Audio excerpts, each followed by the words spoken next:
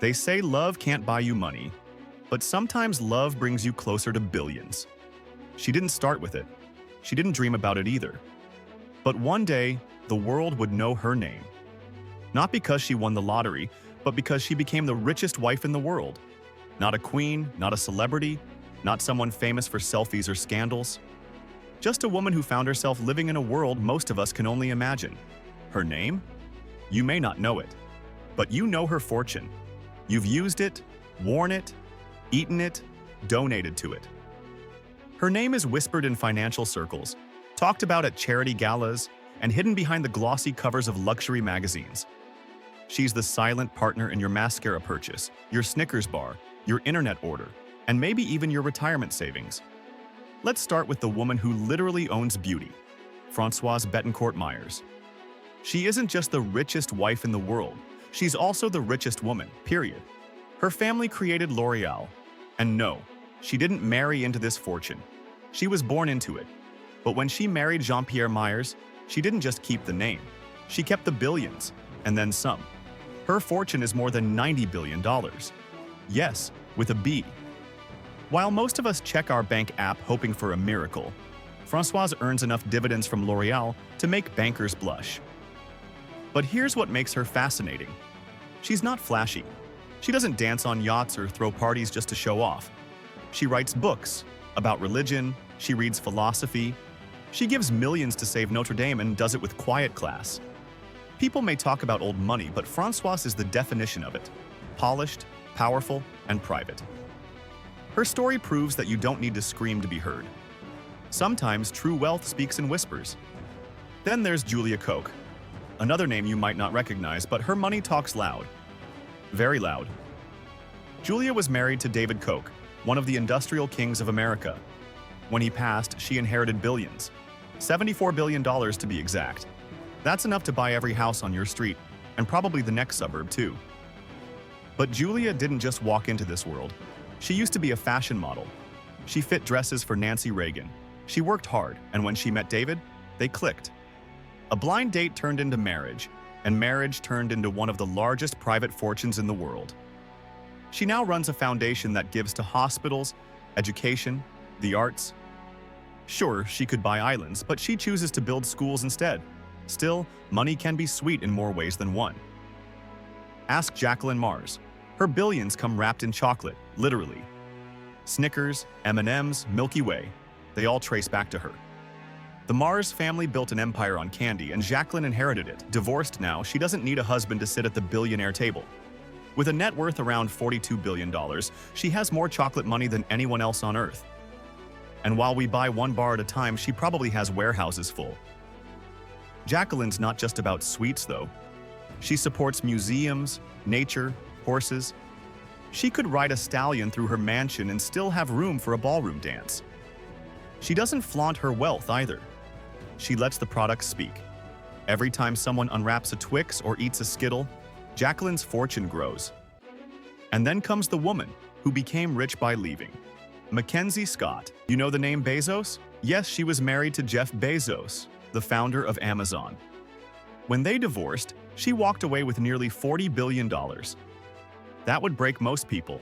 Not her. She turned that heartbreak into hope for others. She started giving money away, fast. Billions to schools, charities, health centers. She said she didn't want to keep it all. And she meant it. She married again to a science teacher. It didn't last, but she kept her mission. Give, give, give.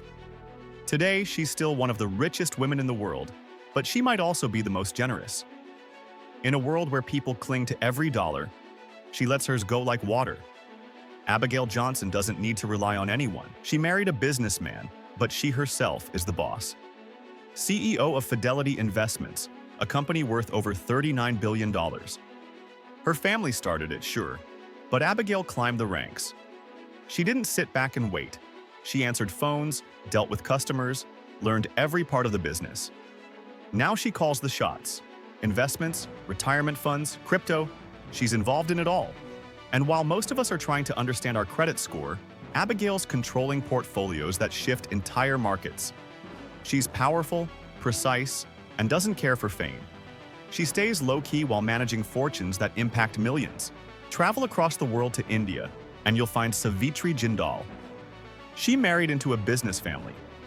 Her husband built the Jindal Group, steel, power, infrastructure. When he passed in a helicopter crash, many expected the empire to collapse. But Savitri stepped in.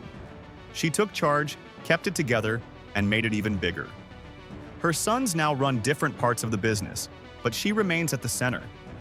She's not just India's richest woman, she's a symbol of resilience. Her $34 billion fortune was built with sweat, grief, and strength. She's also served in politics, helping her community, building schools and hospitals. A wife turned widow turned leader. In Israel, there's Miriam Adelson. A doctor by profession, she met her husband, casino tycoon Sheldon Adelson, later in life. They married, built political influence, and funded causes they believed in. When Sheldon passed, Miriam took over. She now owns casinos, newspapers, even a stake in the Dallas Mavericks basketball team. Her net worth? Over $32 billion. She didn't stop being a doctor. She still advocates for medical research, addiction treatment, and Jewish causes. She's living proof that you can be both a healer and a billionaire, both a giver and a decision maker. Iris Fontbona from Chile has a story that reads like a movie. She married into the Luksic family, one of the richest in Latin America. Her husband passed, and Iris took the reins. Mining, banking, beer, shipping. Her empire touches almost everything. She owns copper mines that fuel global industries and a beer company that keeps half of Chile refreshed. She doesn't chase cameras, she doesn't seek fame, but she controls businesses that keep the world running. Her net worth of over $25 billion isn't just from sitting still. It's from making moves, managing a dynasty, and keeping it all together. In Germany, Suzanne Klatten inherited part of BMW and a major chemical company. But she didn't coast.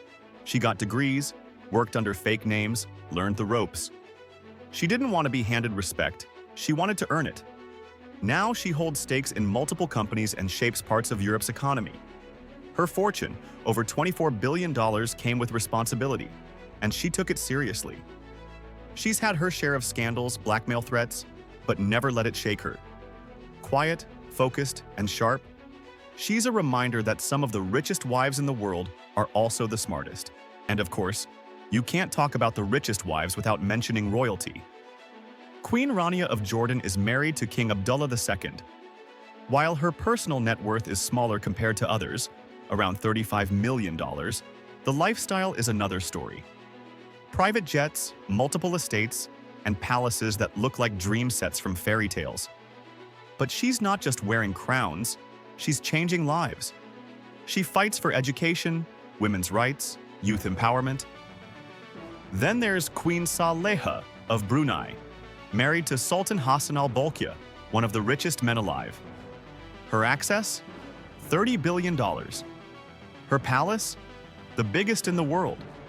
Over 1,700 rooms, 200 bathrooms, golden furniture, chandeliers everywhere. A closet bigger than a football field. Her life is luxury on a scale that doesn't even feel real, but she uses her position to support women and children's welfare. Trying to bring light with all that wealth, these women prove something simple but powerful. Being rich doesn't always mean being loud. It doesn't always mean showing off or chasing headlines. Sometimes the richest wife in the world is the one you don't hear about every day. She's building businesses, raising families, writing books, saving lives, and shaping the world quietly. So, who really is the richest wife in the world? It depends on how you measure it. Is it Françoise with her $90 billion fortune and quiet brilliance? Is it Julia Koch who runs an empire and gives back? Is it Mackenzie Scott who gave away more than most will ever earn? Or is it Iris Fontbona, Suzanne Klatten, or Queen Saleha, who live lives of extreme wealth and quiet power? In the end, the richest wife in the world isn't just the one with the biggest bank account. It's the one who knows how to turn fortune into something more.